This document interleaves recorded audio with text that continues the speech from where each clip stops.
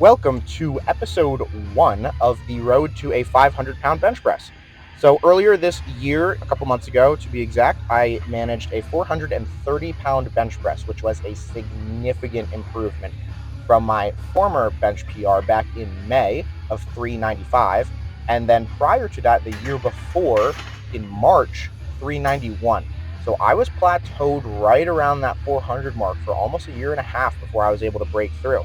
So that being said, I have a lot of training I can go back, I can look at, and I can look for trends, see what worked, what didn't work, both training wise, dietary wise, lifestyle wise. And I'm going to go from there and try to really kind of gun for this 500. That being said, this is going to be a long journey. I have already come to terms with that. I'm aware of that. This very well might be a 5 to 10 year thing, but we will see. There's only one way to find out, and I'm going to work extremely hard to not make it a long term thing without compromising my health. That's a big thing for me. I was just reading a book by Steve Justa, if anyone has heard of him. A little bit more kind of on the extreme functionality side.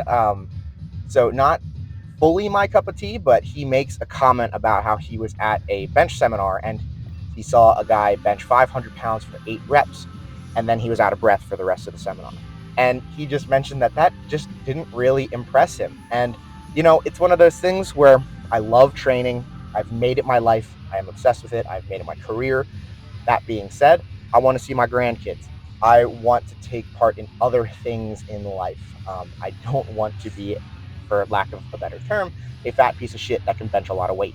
So the idea is I need to build myself a extremely wide and stable base.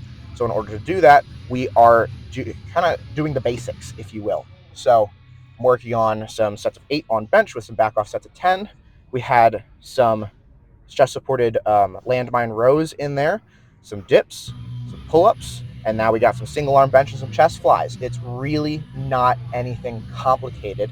I'm just going to really work hard on pushing the intensity on these and continuing to progress these movements week to week, introducing new movements either where I see fit as far as training weaknesses go or where I want to be honest, because at the end of the day, if this is going to be a long journey, I want to enjoy it. Hopefully I can bring some value to you guys too.